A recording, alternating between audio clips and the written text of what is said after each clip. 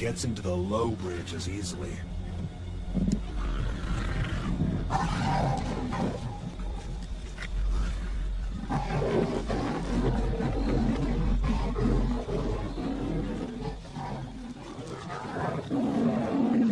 Cornered. The mother has no option but to meet her fate on the ground.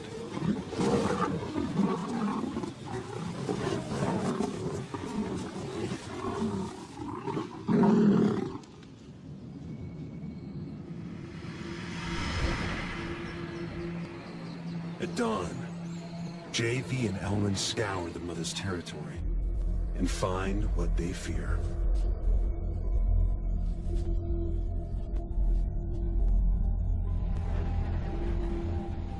Their leopard, brutally injured, dying.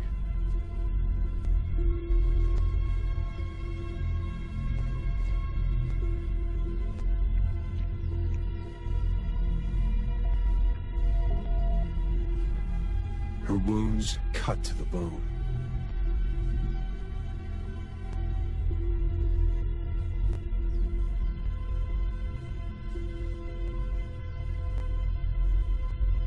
They watch as life slips from her torn body, and their window into the world of leopards closes.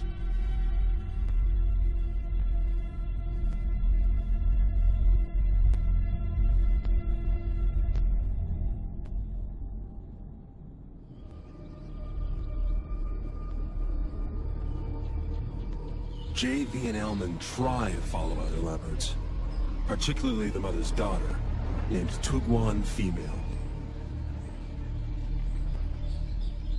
But Tugwan's nature is a far cry from her mother's. She's temperamental and aggressive, and they track her with extreme caution. So when they see her leave to hunt, they recognize a rare opportunity to get down to her den and see if she has cubs.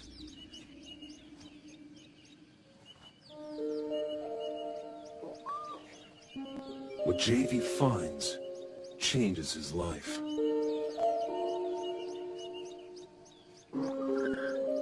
A tiny female cub emerges from the den.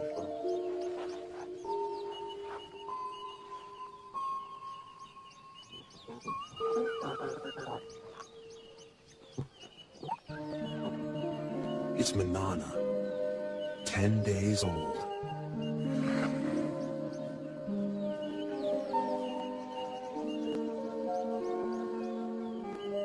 JV's window into the world of leopards opens once more.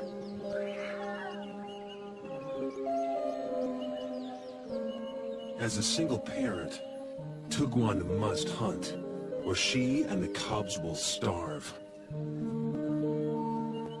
So, in their first weeks of life, Manana and her brother are often left unguarded at the den.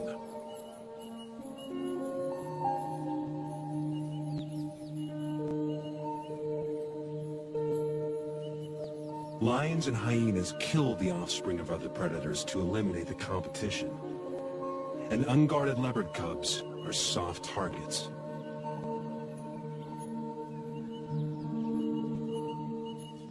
But the dense bush and cavernous rocks of the Tugwan riverbed protect this den like a fortress, allowing Manana and her brother to hone their skills in relative safety.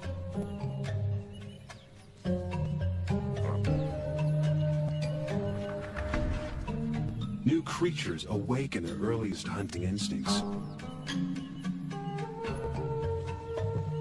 But it takes a little longer to grow into climbing.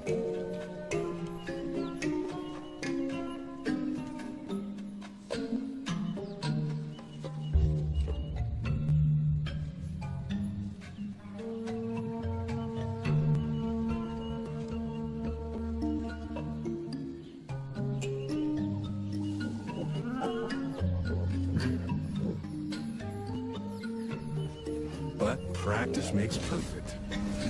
And soon the trees become their preferred playground.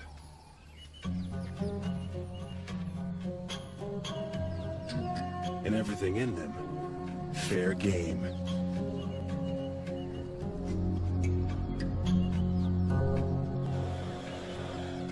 Manana soon learns that tackling prey that bites and hisses is harder than it looks.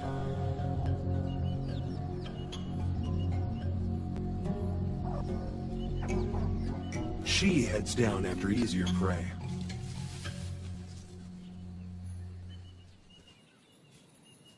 As the cubs grow, so too will the size of their prey, until at 1 year, they will be ready to catch full-grown antelope alone.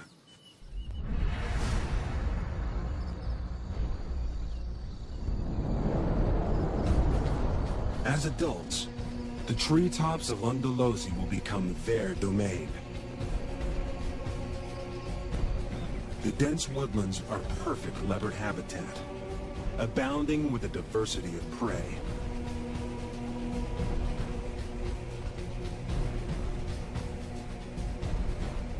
But with that prey comes other, larger predators.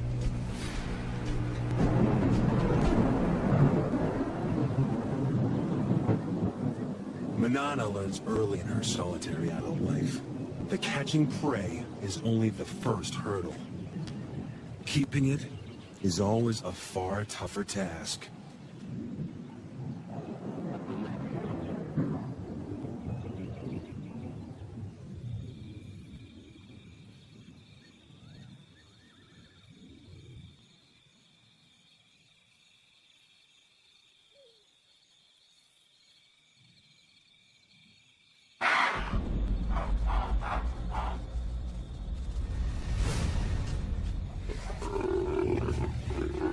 The death rattle of the impala goes up like a flag, alerting wandering hyenas to the kill.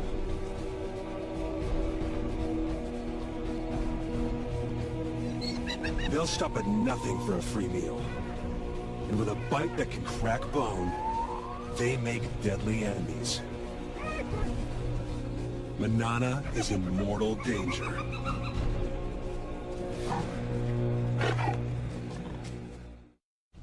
Seconds after Manana makes the kill, spotted hyenas surround her. Alone and outnumbered, she can't afford to fight.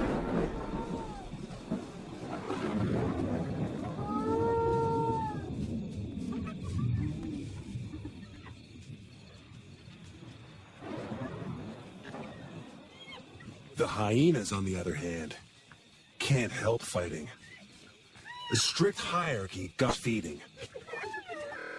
With so many mouths, underlings must be kept out by force.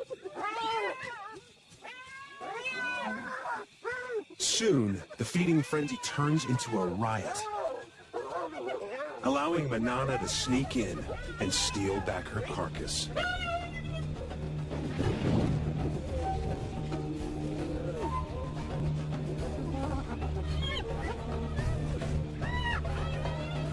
This time, she hauls it out of reach before the hyenas know what's happened.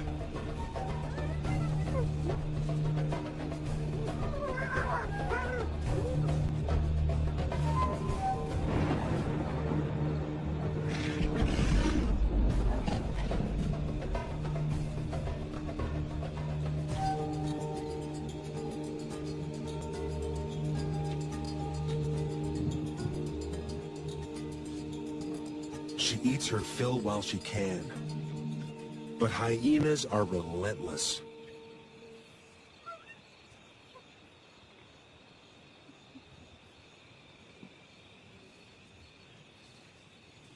A scout remains to stake out the tree and wait for Manana to make a mistake.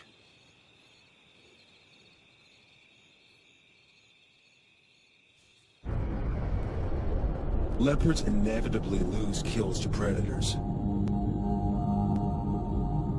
But when Manana bears her first litter, the stakes change.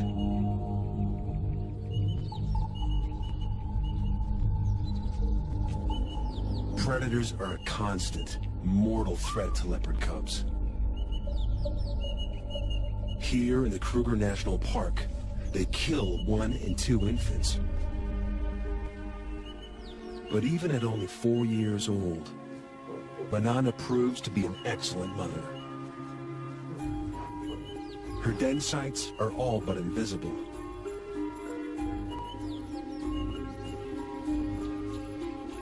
She moves the cubs every few days to keep the predators guessing.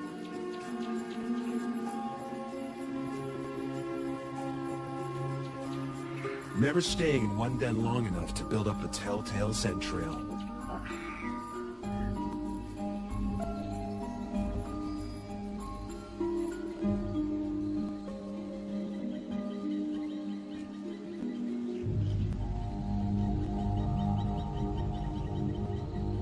But there's one enemy that Manana cannot outwit. And JV knows it all too well.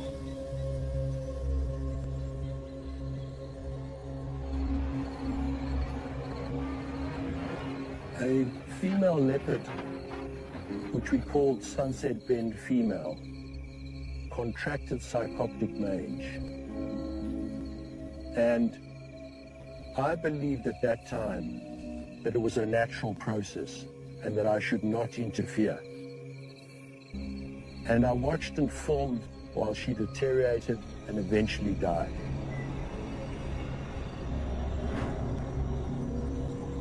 And filming her body, I realized I had it within my power to save her life. And I'd let her go. When Manana and her cubs contract the same mange, he is forced to make a controversial decision. Sarcoptic mange is caused by a mite that eats away the skin. In the wild, it's a death sentence. But this time, JV won't stand by and watch Manana die. To treat the mange, JV will dart the drug called ivermectin directly into Manana and her cubs.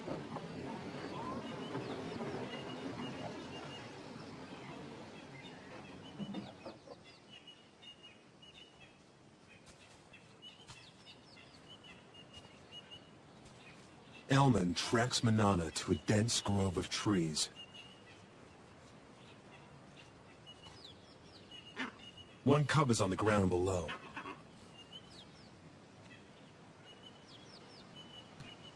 The other in the low branches. They must move fast.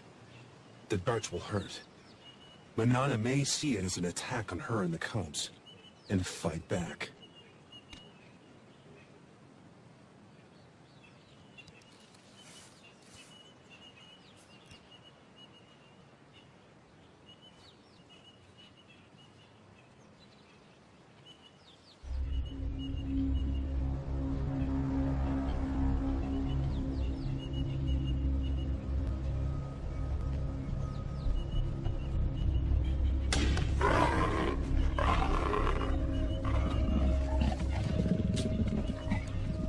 One of the few times when the dart hit Manana that I saw her really angry.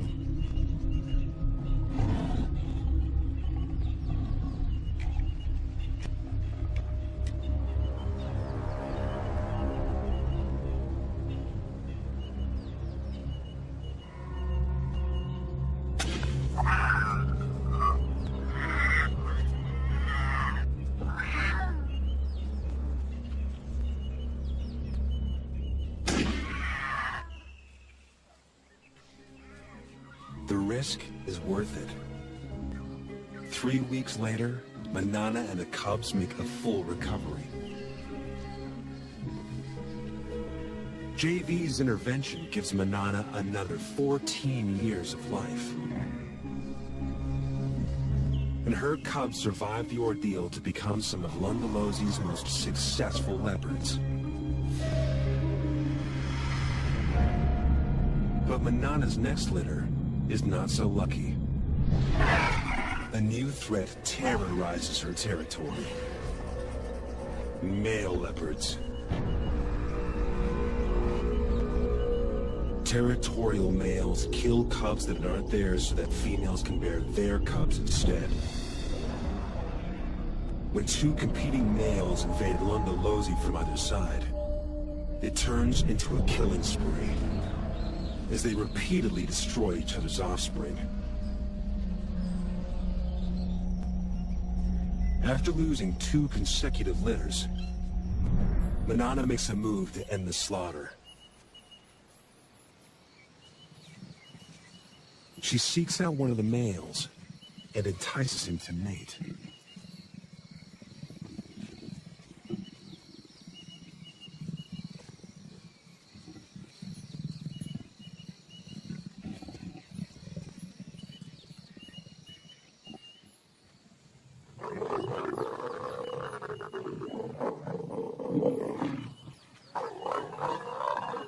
Like domestic cats, microscopic spines on the male's genitalia make mating a painful process for the female. A process she must repeat every 15 minutes, day and night, for up to 5 days straight.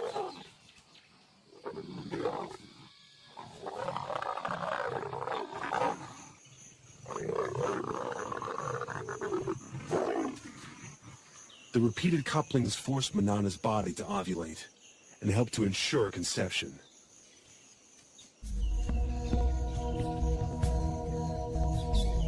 When the ordeal finally ends, she crosses her territory to find the other male and endures it all over again.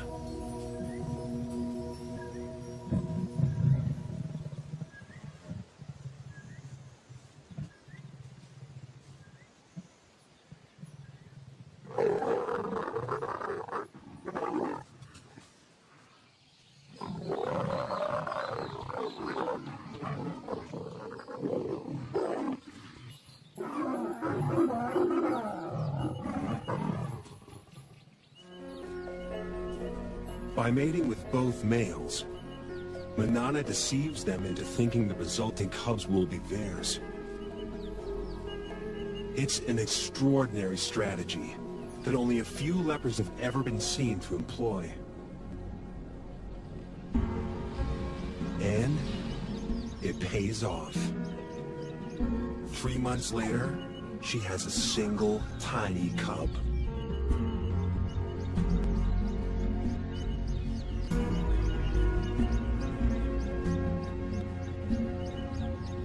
Usually, there are 2 or 3 cubs in a litter. Lions may abandon single cubs to bear larger litters. But Manana chooses to keep this only child.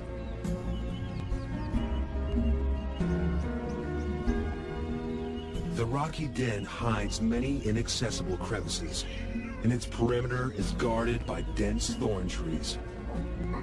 A lion or hyena will have to work hard to reach the cub. Manana leaves it safely concealed in the rocks and heads off to hunt.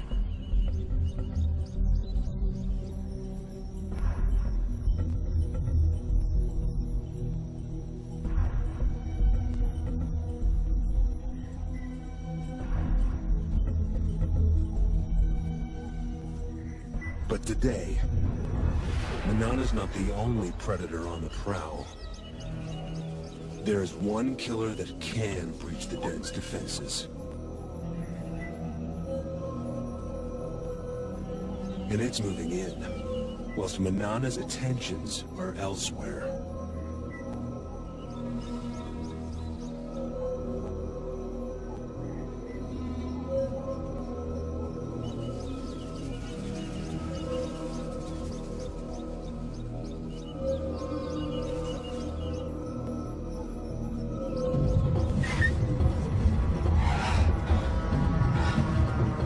Hunt failed. Manana heads home.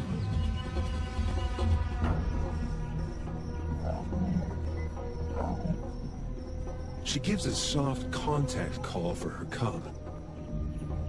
But there is no answer. Something is wrong.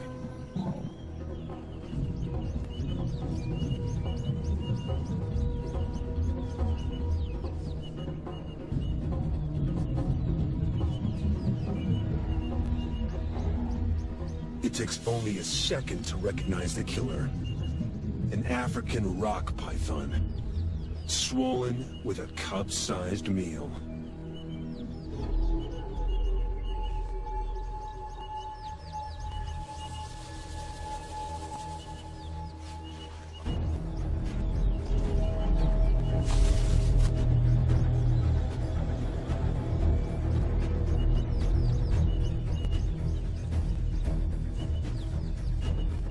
Manana risks her own life as she attacks her cub's killer.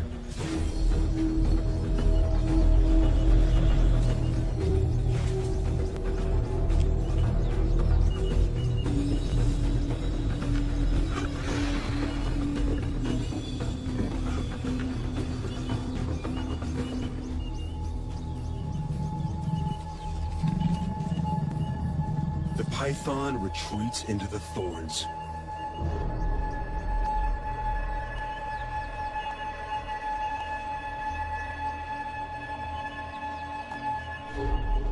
But Manana will not give up.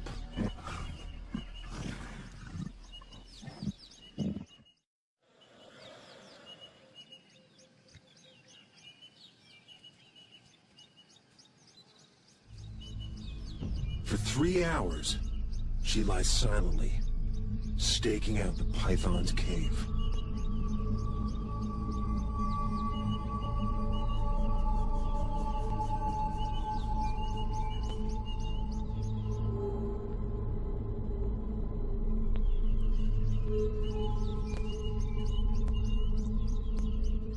At last, her patience pays off. The injured python finally makes a move. Manana is ready for the next round.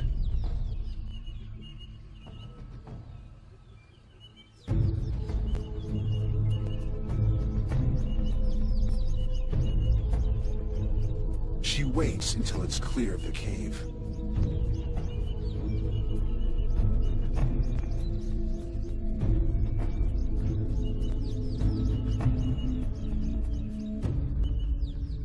But there's no battle.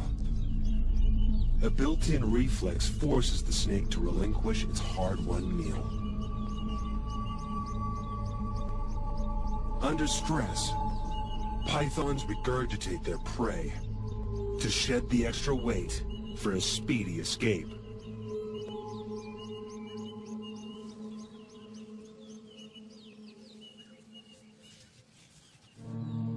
But Manana has abandoned the attack. She's got what she came for.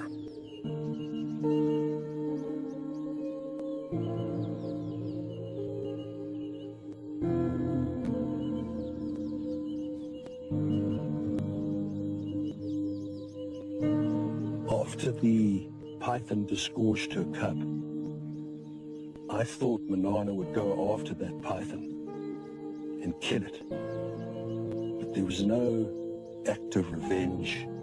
All she wanted was her tiny cub back. We tend to think of leopards as instinctive and animals without emotion. That is completely untrue.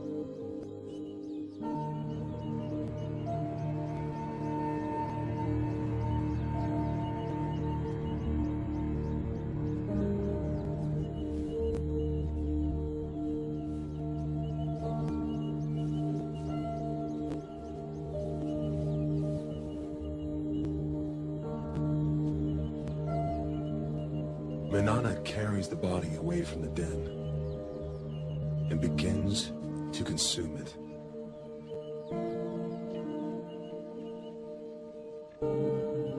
Manana knows that her cub is gone. By eating that cub, I believe that she was going through a ritual. She was going through a ceremony, disposing of the cub. It was one of the most emotional times I ever spent with her. And then, incredibly, for 4 days she called for a cub that she knew was already dead.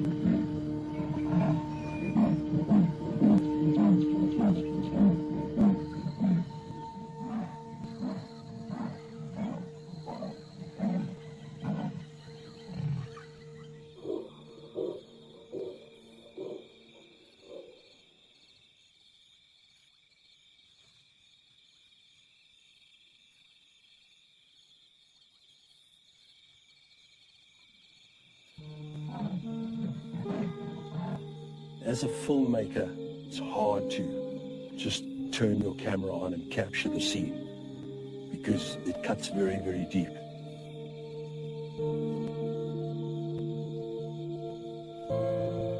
Manana's grief is tangible, but losing cubs is a reality all leopard mothers must face.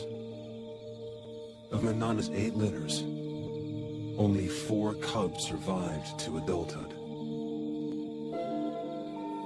She can't afford to grieve for long. She must ensure her own survival. And to do so, she must hunt.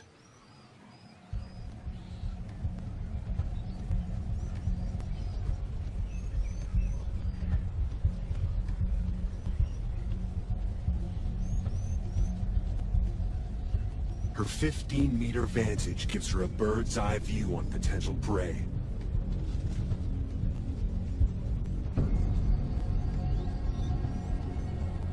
An impala breaks from the herd. Manana has her target.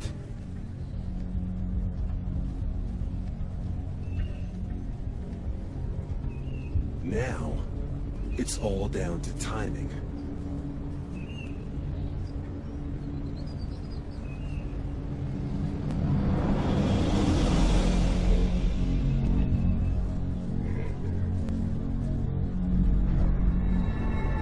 She makes it look easy, but this aerial assault is rarely witnessed. It takes a perfect set of circumstances, the right prey in the right place, perfect timing, perfect precision. But it means nothing until her belly is full.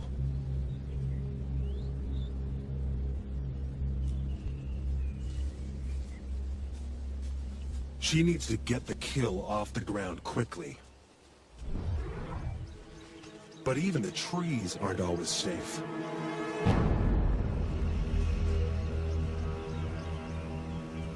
Lions are the leopard's #1 enemy in Africa. They're 3 times her size, and unlike hyenas, lions can climb.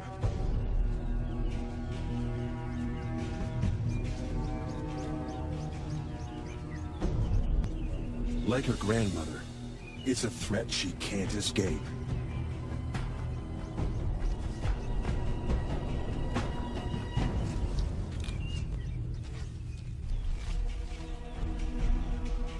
Manana retreats to the highest, thinnest branches, and watches as she loses yet another kill.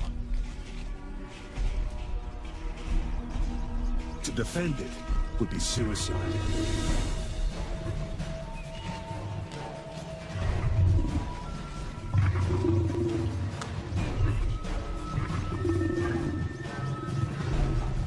The pride's forces grow.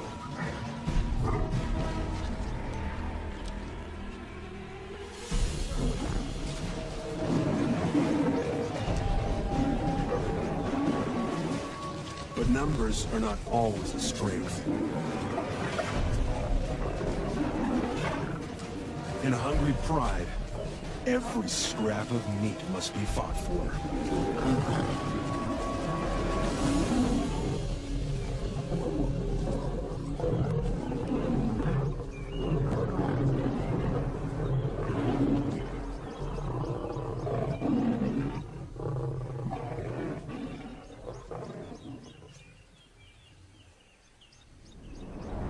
With the enemy distracted, Manana makes a swift exit.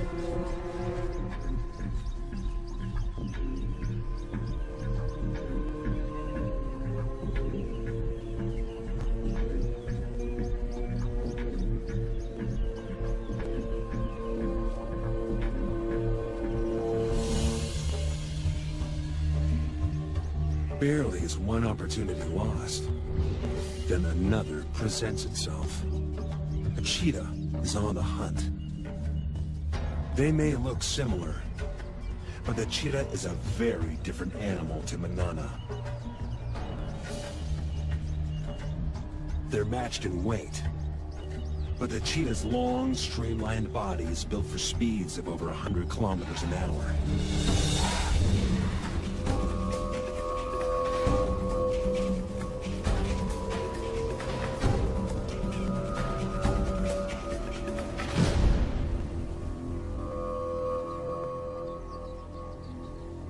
While Manana's is built for stealth and strength. This is one opponent Manana can intimidate.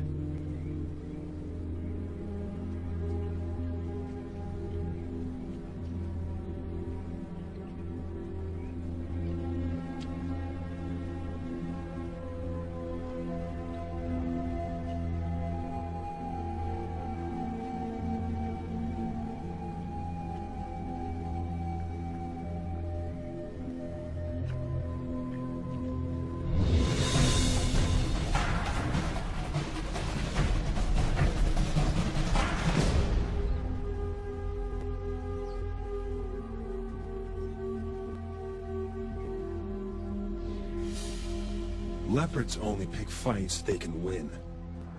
Except when it comes to territory.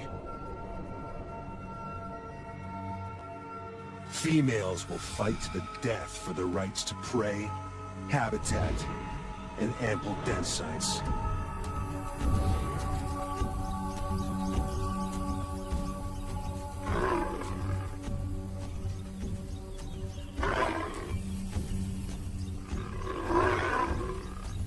In her prime, Manana is a formidable opponent.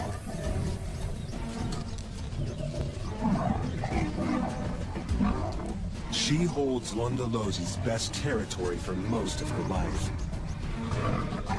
But keeping it means fighting often.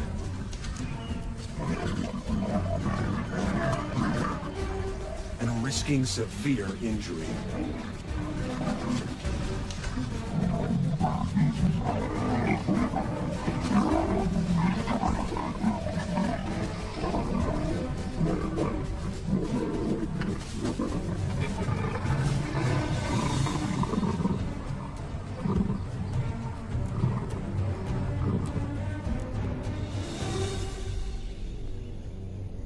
As Manana grows older, those injuries begin to take their toll.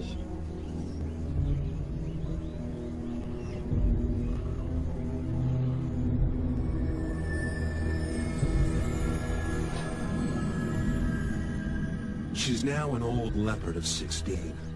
She's lived more than 4 years longer than most wild leopards, and her body is shutting down. She can no longer afford to fight for territory.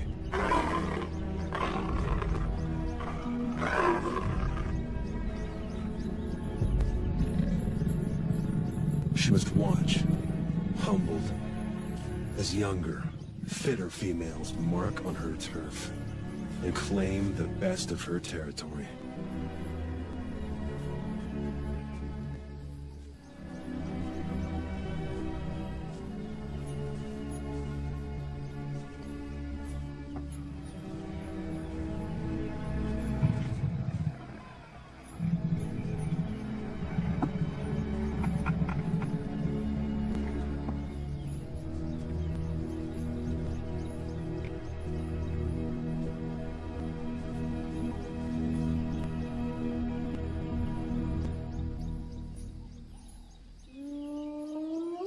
A familiar whoop gets her attention. A much-needed meal could await nearby. Scavenging from the hyenas that plagued her youth now helps to keep her alive as an old lady. As usual, they fight over who has the right to feed. It's getting tougher and tougher for her to hunt, so if she can scavenge some meat from this kill, it'll keep her going for a while. And as the meat gets separated and spread around, she may have a chance to pick up a piece of meat and jump into a tree. But while there's so many hyenas, it's very, very dangerous for her to go in now.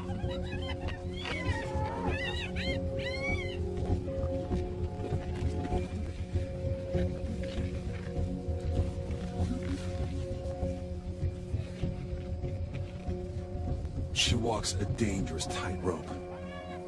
Scavenged meat could keep her alive. But if she's discovered, the hyenas may attack.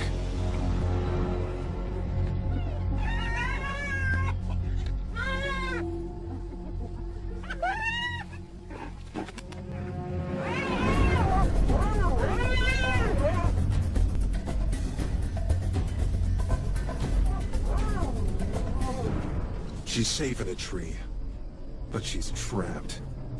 The hyenas will show no mercy if she comes down.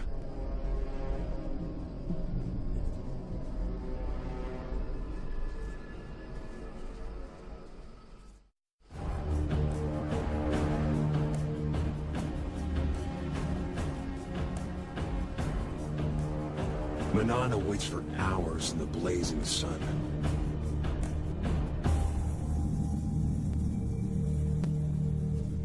Until the hyena matriarch makes off with the last of the carcass. With the hyenas fat and fed, it's safe to come down at last.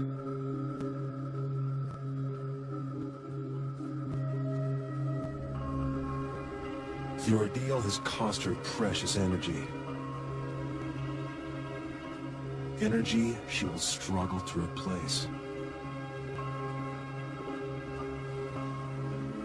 6 months down the line, every day of life for Manana is one that JV doesn't expect.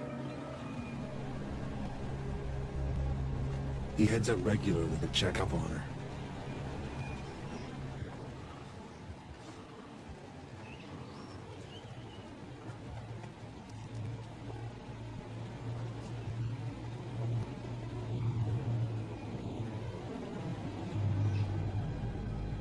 She's in the treetops, and she's seeing something. She'll eat anything she can catch now, no matter how small.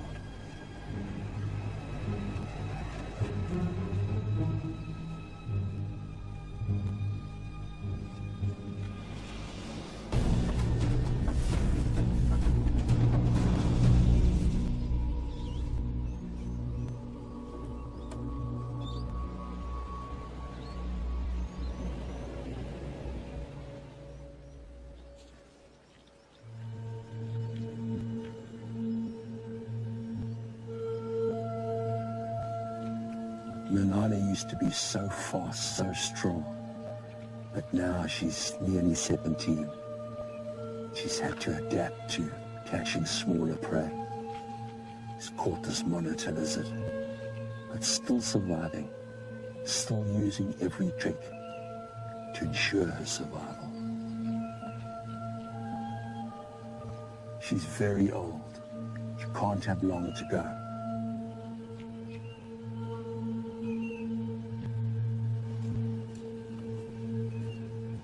JV moves to sit with her, perhaps for the last time.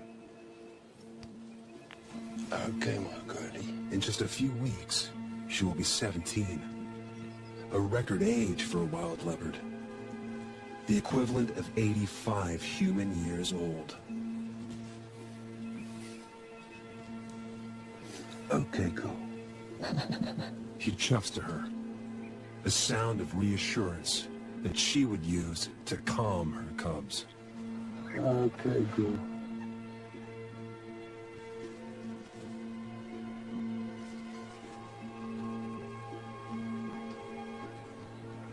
Okay, girl. Okay, girl.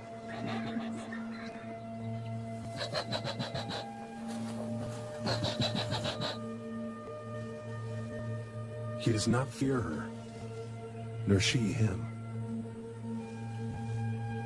They have earned each other's trust.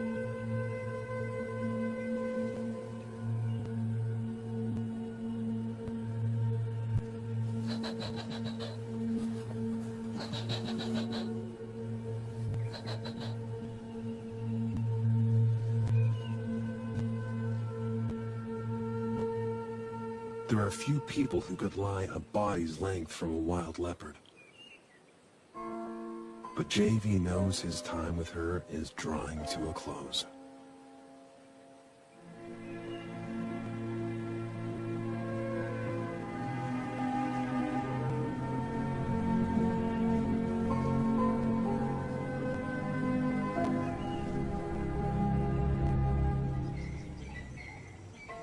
Soon the day comes where JV no longer finds Manana anywhere in her territory. And he knows she is gone. When I go out into the bush at Longolozi, I expect to see Manana around every tree. But of course, this incredible leopard is gone. Truly fascinating creature. The male hippo stands at about 1,5 meters tall and has been known to weigh up to 2 tons. Every schoolchild knows that hippos need fresh water in which to fully submerge and support this huge mass. The water also needs to be drinkable, and their preferred feeding places are within 1 to 2 kilometers of good water that is at least 1,5 meters deep. They can swim on the water's surface or underneath, remaining submerged for up to 6 minutes. Nostrils and ears can be closed to prevent water ingress. This yawn, where the hippo displays the tusks, is a sign of dominance and a signal to intruders to keep away. At dusk, hippos leave the water to graze through the night. 99% of their food intake is fresh grass, yet hippos don't actually eat as much as you might expect given their huge body size, approximately 12 kilograms a day. Hippos give the impression of looking a lot more docile than they really are, but beware. They are officially classified as the most dangerous mammals on the African continent. Stay away from hippos and take extreme care if planning to view them.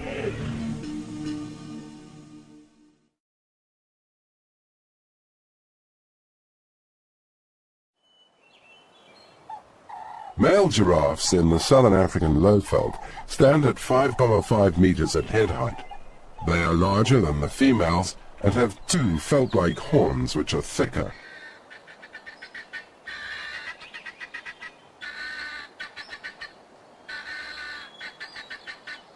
The front legs are straddled with the knees bent to reach down and drink water. In this position, the giraffe is very vulnerable. They only drink if water is available, but can survive without it. The mother stays closely protective of her calf.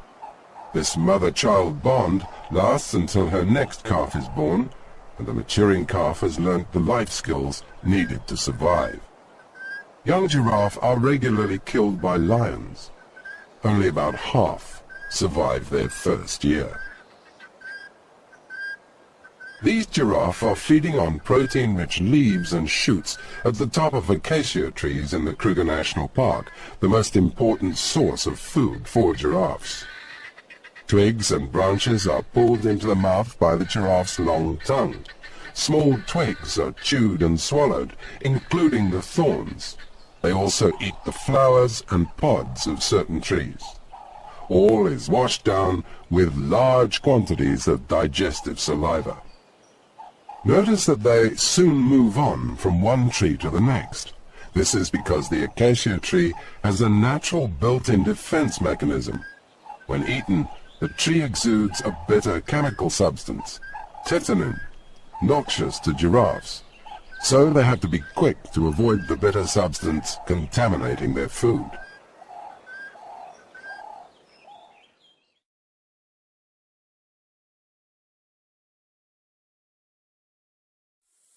The gemsbok, with its characteristic long horns and 3-colored hide, is a desert animal, adapted to survive in regions without surface water. They're commonly found across Namibia and Botswana.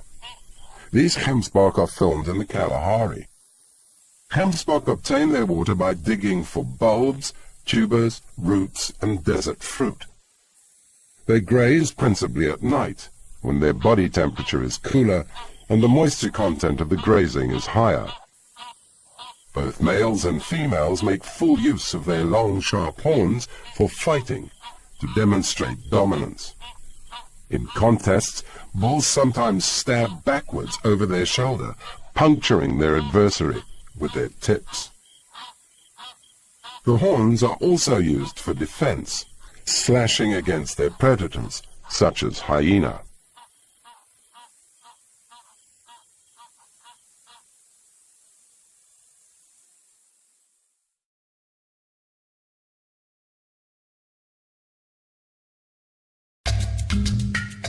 Long-legged and slim, these cats are built for speed. Unlike the leopard, the spots are single and not formed in groups of rosettes. There are also distinctive black tear stripes. This is a massive creature, standing up to 1,8 meters high at the shoulder, with males weighing up to more than 2 tons. The white rhino is distinguished from the black rhino by its broader muzzle and wide lips.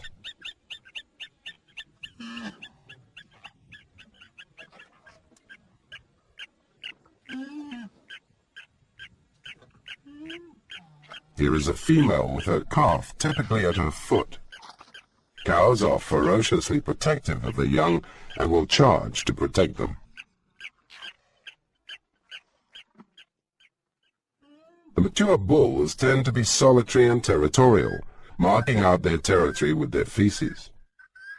When meeting submissive neighbors at their boundaries, they rub horns amicably. Fights usually occur over territorial disputes and females. Rhinos have developed an extraordinarily thick skin to provide protection from lethal horn sparring. Rhinos need grassland to survive. They are heavy grazers, combined with water. They prefer a flat habitat and plenty of cover for protection. They spend 50% of the day grazing on fresh grass and drink water in the afternoon and night. As you can see, they also eat soil for its minerals. These rhinos are mud bathing to provide protection from ticks and other parasites, and to keep their skin cool in the sweltering tropical heat of Kruger National Park. You will notice that the female's horns are shorter than the bull's. Rhinos can live to a venerable 40 to 45 years. They've been heavily poached throughout history, mainly for their horns.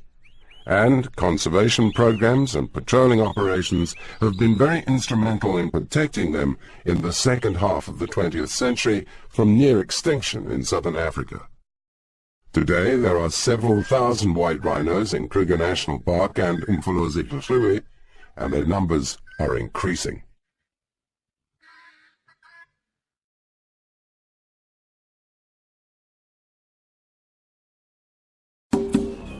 The other cat of the big five, the leopard's distinguishing black spots, are grouped in clusters of rosettes, unlike the cheetah's jewel spots. Adaptable and resilient, leopards are able to survive in a wide range of varying habitats and live right across South Africa, even not far from urban areas and in and around farmland, as well as arid zones. This leopard, filmed in the Kruger National Park, has taken its prey high into a marula tree to eat it without being harassed by scavengers. They eat and hunt anything, from small rodents to larger antelope, reptiles, fish, primates, and birds, depending on the habitat. Interestingly for a cat, they also eat fruit. They hunt principally at night, but during daytime too, especially where good cover is afforded, by stalking to within 10 meters of the prey, followed by a short chase and a pounce to kill, delivered by a bite to the skull, neck, or throat. The leopard is a solitary cat, unlike the lion. Both sexes mark out a territory with urine. The male's territory overlaps the female territories, allowing him privileged access to the females for mating, and vice versa, the female's access to the male's food.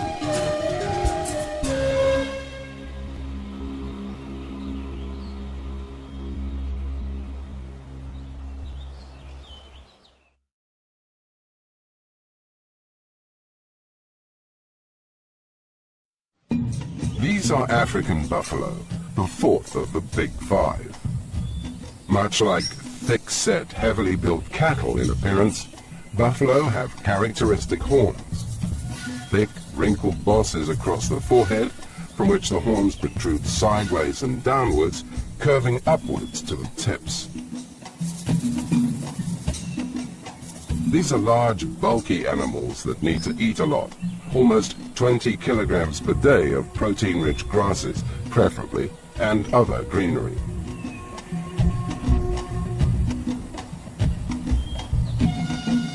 Buffalo are sensitive to heat and need plenty of water.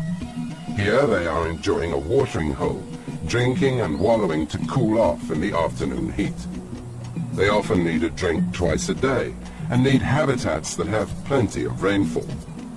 As well as the cooling effect, wallowing is also part of the buffalo's social activity. A way of...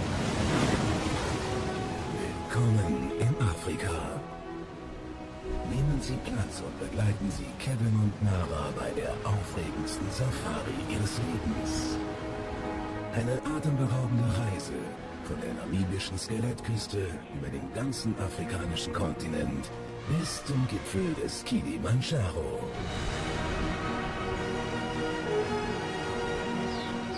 Zu Land, zu Wasser und in der Luft freuen Sie sich auf die Schönheit Afrikas, den spektakulären, nie dagewesenen 3D. Produziert vom 3D-Pionier Ben Schlossen.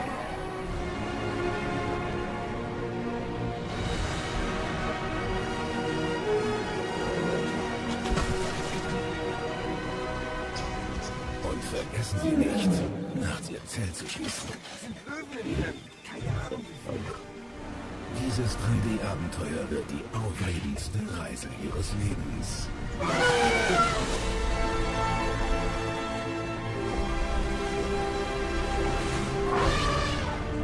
African Safari 3D.